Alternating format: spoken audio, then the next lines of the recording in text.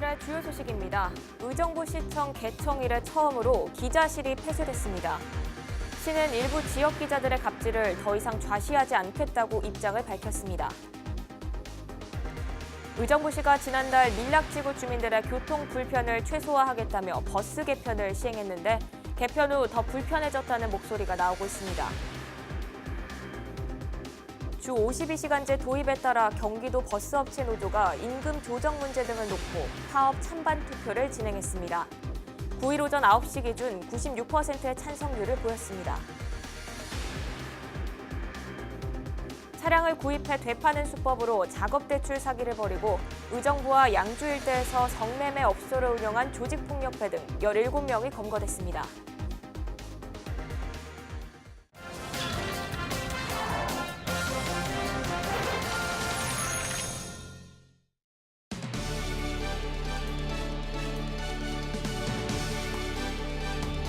여러분 안녕하십니까? 힐로티비 뉴스 나라입니다. 의정부시청 개청 이래 처음으로 기자실이 폐쇄됐습니다. 잠정 폐쇄라지만 그동안 기자실에서 취재 활동을 하던 기자들은 이리저리 떠돌고 있는데요. 의정부시는 기자실 폐쇄에 앞서 일부 지역 기자들의 갑질을 더 이상 좌시하지 않겠다고 밝힌 바 있습니다. 이지훈 기자입니다. 의정부시청 기자실입니다. 평소 같았으면 상시 개방돼 있던 출입문이 굳게 잠겨 있습니다. 근데 이제 제 시간에 송걸 못하지. 지금이라도 가서 얼른 올려야 되는데 그걸 못하지. 기자실이 폐쇄된 건 시청 개청 이래 처음 있는 일입니다. 무슨 일이 있었던 걸까? 지난달 9일 의정부시청 공무원 내부망에 올라온 글입니다. 점심시간에 맞춰 실과소를 방문하는 언론인은 왕거지에, 홍보용품을 개인적으로 요구하는 언론인은 상거지에 빗대 꼬집습니다. 매점 물품을 공짜로 가져가거나 부서 업무 추진비를 마음대로 쓰는 기자는 그나마 양반인 수준. 대놓고 돈을 요구하는가 하면 심지어 공무원에게 성희롱을 했다는 피해 주장도 있습니다. 상황이 이렇자 안병용 의정부시장은 특정 감사를 지시했습니다. 직원들한테 제보를 받을 거고요. 그게 사실인지 여부도 이제 또 따져봐야죠. 이게 사안이 중대다 하면 중차대를 하다 그러면은 후속 조치를 해야죠. 기자실 폐쇄도 이 같은 맥락에서 이루어진 조치입니다. 잠정적으로 기자실을 폐쇄하고 거기에 관련되는 모든 것을 강화하고 문제가 있으면 있는 대로 제가 그걸 과장하거나 확대할 어떤 지위나 상황에 있지는 않아서 엄중 처리할 그런 계획으로 있습니다. 하지만 일부 기자들의 일탈을 문제 삼아 정상적인 취재 활동까지 제한하는 건 과도하다는 지적이 나옵니다. 그 특정 기사 한두 사람 때문에 왜 전체 그 기자들이 선량한 기자들이 왜 불이익을 받아야 되는지. 이에 대해 의정부시는 특정 감사기관 공정한 조사를 위해 기자실 폐쇄는 필요한 조치였다고 해명했습니다. 의정부시는 오는 15일까지 갑질 기자 관련 제보를 받아 김영란법 저촉 여부를 확인한다는 방침이지만 객관적인 증거는 아직 확보되지 않았습니다.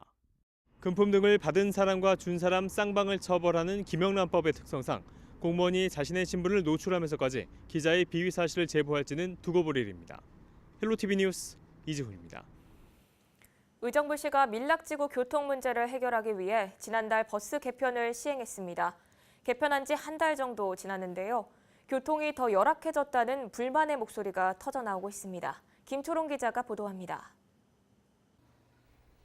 의정부 밀락지구의 출근 시간 모습입니다. 승객들은 승차 계단 바로 앞까지 발을 걸쳐 간신히 탑승합니다. 교통이 열악하다는 지적이 계속되자 의정부시는 지난달 8일 밀락지구 버스 개편을 시행했습니다. 시는 버스 증차 대신 노선 효율화 방안을 택했습니다. 하지만 시민들은 개편 후 전보다 더 불편해졌다고 말합니다. 밀락 2지구에서 서울로 가는 10-1번 버스 노선이 축소됐기 때문입니다. 안 그래도 버스 좀 부족한데 그렇게 버스 줄여버리면 여기 이동이 좀 많이 불편할 것 같아요. 아침 시간에도 타고 점심 시간도 타고 여러 시간대에 많이 타가지고 갑자기 없어지는 거 좀 어려운 게 좀 너무 불편하죠. 다니는 것도 별로 버스까지 줄여들면 시간이 다니는 시간이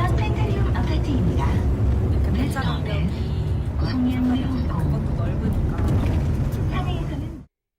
노선 양쪽이 줄어들면서 밀락 2지구 안쪽 지역은 10-1번 버스가 사라지게 됐고 많은 시민들이 승하차하던 전철 4호선 환승역인 소요산역 역시 지나지 않게 됐습니다.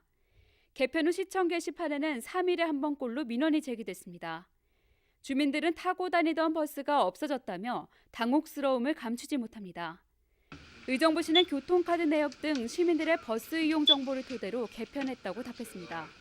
밀락 1지구를 돌고 나오는 시간이 15분, 20분이에요. 이 개편이 없었으면 노선이 감축되면서 배차 간격이 늘어났을 거예요.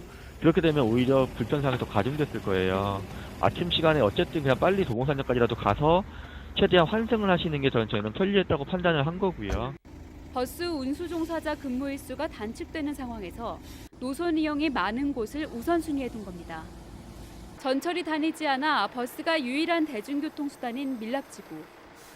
주 52시간제에 따른 경기 지역 버스 파업까지 앞둔 상황에서 밀락섬이 현실화되는 것 아니냐는 우려가 나오고 있습니다. 헬로티비 뉴스 김초롱입니다.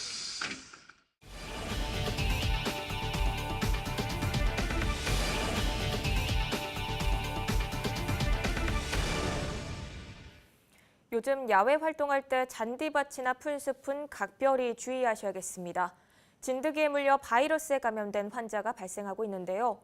증상이 심하면 사망할 수도 있어 살인 진드기라는 말까지 있습니다. 치료제가 따로 없어 물리지 않는 것이 최선입니다. 정선영 기자입니다. 날씨가 풀리고 바깥 활동이 늘면서 진드기 감염병 환자가 잇따르고 있습니다. 충남 천안에선 50대 여성이 지난 2일 올해 첫 중증 열성 혈소판 감소 증후군으로 확진됐습니다. 다음 날 전북 정읍에서도 80대 여성이 두 번째로 양성 판정을 받았습니다. 두 환자 모두 야외에서 밭일을 한 뒤 발열과 홍반 등의 증상이 나타났으며 참 진드기에 물린 것으로 확인됐습니다. 이분이 밭일을 하시고 나서 발열이 좀 있었나 봐요. 그래서 5월 2일 날 이렇게 근육통, 오한이 있어서 119를 통해서 전주에 있는 모 병원으로 갔고 거기에서 혈액 검사에서 약간 이상이 있어서 중증 열성 혈소판 감소 증후군은 SFTS 바이러스를 보유한 참 진드기에 물려서 감염되는 병입니다. 잠복기를 거쳐 최대 2주 이내 고열과 구토, 설사 등이 나타나며 근육통, 신경 증상도 동반돼 심할 경우 사망에 이를 수 있습니다. 지난해 국내에서 발생한 SFTS 환자는 259명으로 이 중 47명이 사망했습니다. 특히 농업과 임업 종사자의 비율이 높은 농촌 지역의 고연령층에서 감염자가 많았습니다. 경기가 47명으로 가장 많았고 경북과 강원, 경남, 충남 등이 뒤를 이었습니다. 연령별로는 50세 이상이 233명으로 대부분을 차지했습니다. 진드기는 사람의 피부에 단단히 붙어 수일에서 수주간 흡혈하는데 봄부터 가을까지 왕성하게 활동합니다. 풀숲이나 덤불 등 진드기가 많이 서식하는 장소에 들어갈 경우 긴 소매와 긴 바지, 다리를 완전히 덮는 신발을 착용해야 합니다. 외출 후엔 옷을 꼼꼼히 털고 목욕을 하는 것이 좋습니다. 환자를 따로 격리할 필요는 없지만 혈액과 체액을 직접 접촉할 경우 전파될 수 있어 의료진도 각별히 주의해야 합니다. 현재 SFTS 바이러스의 경우 치료제나 백신이 없으므로 참 진드기가 활동하는 4월에서 11월에는 농작업, 등산 등 야외 활동 시 피부 노출을 최소화하여 진드기에 물리지 않도록 예방하는 것이 최선의 예방법입니다. 올해 참 진드기 밀도를 관찰한 결과 전국적으로 지난해보다 50% 이상 높은 상황. 질병관리본부는 예방 수칙을 잘 지켜달라고 당부했습니다. 헬로티비 뉴스 정선영입니다. 작업대출 사기를 벌이는가 하면 의정부와 양주 일대에서 성매매 업소를 운영한 조직폭력배 등 17명이 검거됐습니다. 이들은 피해자에게 차량 구입 목적으로 금융기관에서 대출을 받도록 한 뒤 중고차를 구입해 되파는 형식으로 현금을 주겠다고 속여 7천여만 원을 가로챈 혐의 등을 받고 있습니다. 또 경찰 조사 결과 이들은 2018년부터 의정부와 양주 일대 오피스텔에서 20대 초반 여성들을 고용해 성매매 업소를 운영한 것으로 확인됐습니다. 경기북부 지방경찰청은 피해자가 더 있는 것으로 보고 추가 혐의를 조사 중이라고 밝혔습니다. 경기도가 올해 첫 추가 경정 예산안을 편성해 도의회에 제출했습니다. 당초 본 예산보다 7.8% 증가한 규모인데요. 경제 활성화와 미세먼지, 안전 분야 투자에 특히 역점을 뒀습니다. 한선지 기자가 취재했습니다. 경기도가 1조 8,902억 원 증액된 올해 첫 추가 경정 예산안을 내놨습니다. 당초 짰던 본 예산보다 7.8% 늘어 모두 합하면 26조 2,633억 원 규모입니다.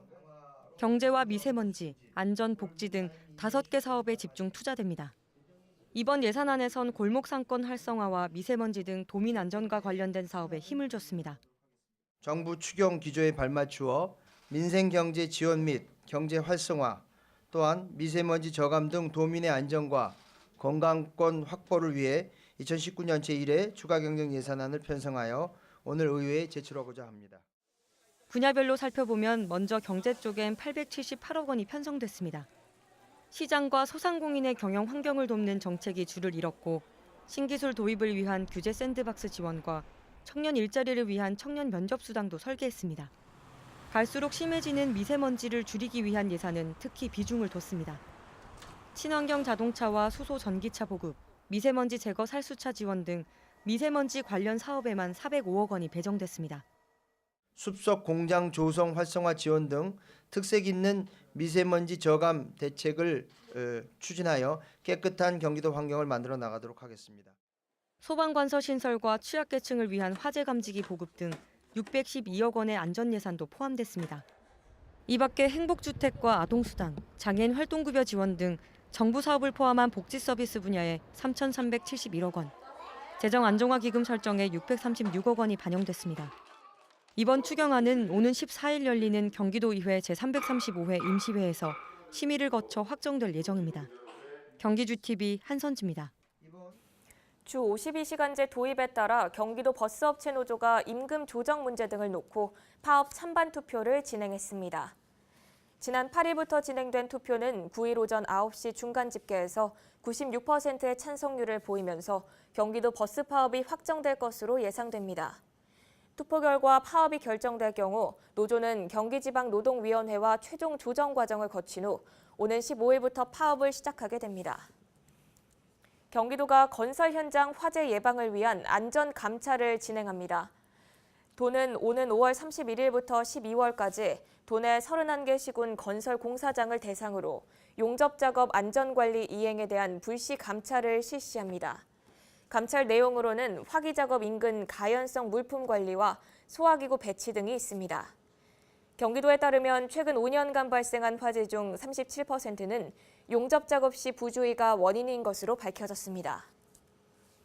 진주 방화 살인 사건 이후 정신질환자에 대한 관리 등 대책이 요구되면서 경기도가 지난 9일 정신질환자 관리체계 강화안을 발표했습니다. 이에 따라 오는 8월 새롭게 문을 여는 경기도립 정신병원에 과를 신설하는 등 개편에 들어갑니다. 또 치료를 받지 않았거나 치료를 중단한 정신질환자에 대한 관리를 강화하게 됩니다.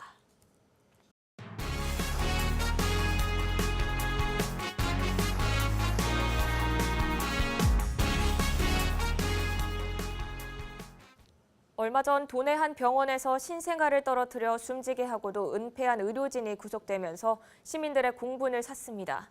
이런 의료사고에 대처하기 위해 경기도는 전국 최초로 도립의료원에 수술 시 CCTV를 설치했었는데요. 수원과 파주, 포천 등 6개 산하병원으로 전면 확대했습니다. 보도에 한선지 기자입니다. 수술실 한쪽 귀퉁이에 설치된 CCTV 카메라. 환자 동의하에 수술 진행 과정이 녹화됩니다.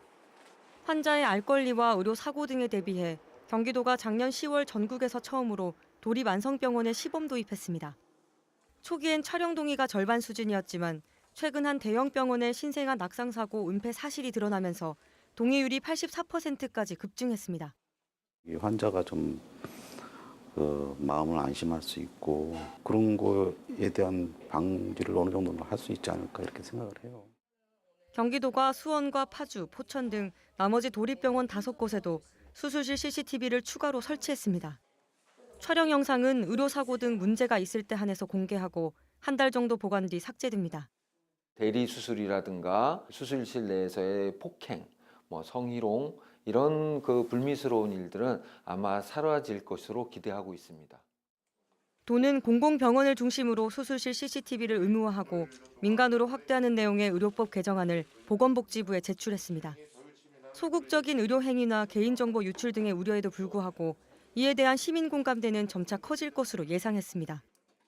도민들의 전폭적인 지지 여론과 의료 사고 및 분쟁 예방과 의사와 환자 간 대등한 관계 구현을 위한 의료 사고에 대한 안전장치로 경기도가 제시한 수술실 CCTV. 도는 지속적인 정책 건의와 여론 수렴 등을 통해 전국 확대를 위한 노력을 기울이겠다고 밝혔습니다. 경기주TV 한선지입니다. 지난해 경기 북부 지역에서 발생한 보이스피싱 피해 건수가 전년도에 비해 증가한 것으로 나타났습니다. 경기 북부 경찰청에 따르면 2017년 1,667건이었던 경기 북부 보이스피싱 범죄 피해는 지난해 2,816건으로 68% 증가했습니다.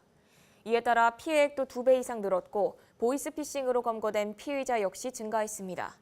경찰은 보이스피싱 피해를 입으면 복구가 어려운 만큼 수상한 문자에 첨부된 링크는 가급적 열어보지 말아달라고 당부했습니다. 7차례나 음주운전을 한 70대 남성이 실형을 선고받았습니다. 의정부지법은 도로교통법 위반 혐의로 기소된 70살 김모 씨에게 징역 8월을 선고했습니다. 김 씨는 지난 2월 양주 시내에서 술을 마시고 4km가량 운전하다 경찰에 붙잡혀 입건됐습니다. 김 씨는 이에 앞서 6차례나 음주운전을 하다 적발돼 재판에 넘겨졌지만 집행유예를 선고받았습니다. 재판부는 피고인이 음주운전으로 여러 차례 처벌받은 전력이 있는데도 같은 범행을 저질러 실형이 불가피하다며 양형 이유를 밝혔습니다.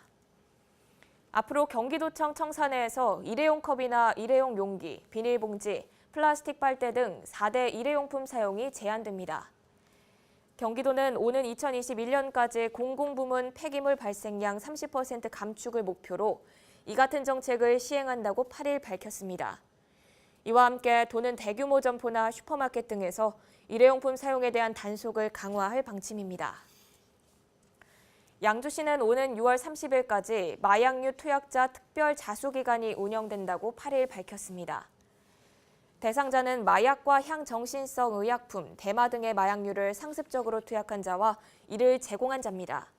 특별 자수기간에 자수한 대상자는 최대한 선처해 치료와 재활 기회를 우선적으로 제공합니다.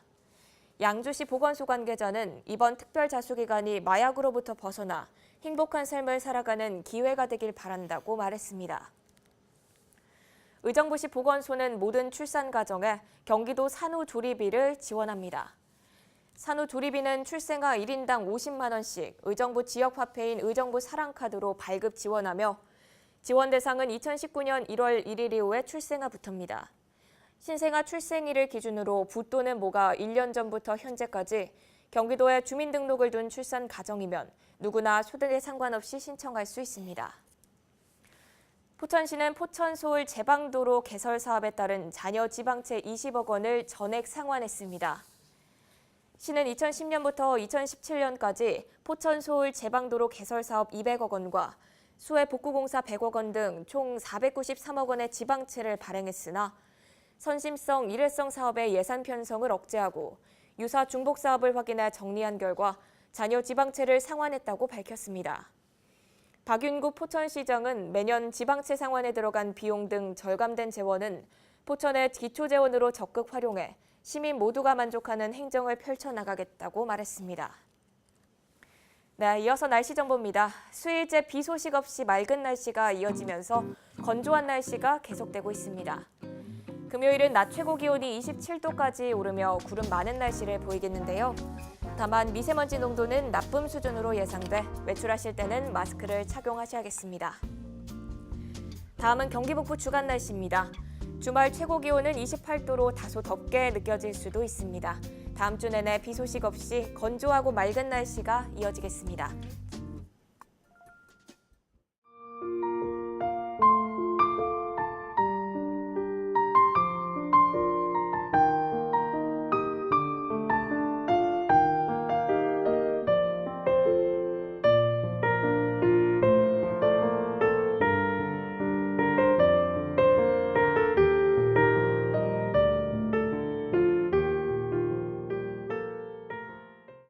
이상으로 뉴스를 마칩니다. 저희는 언제나 지역 주민 여러분 곁에 있겠습니다. 함께해 주신 여러분 고맙습니다.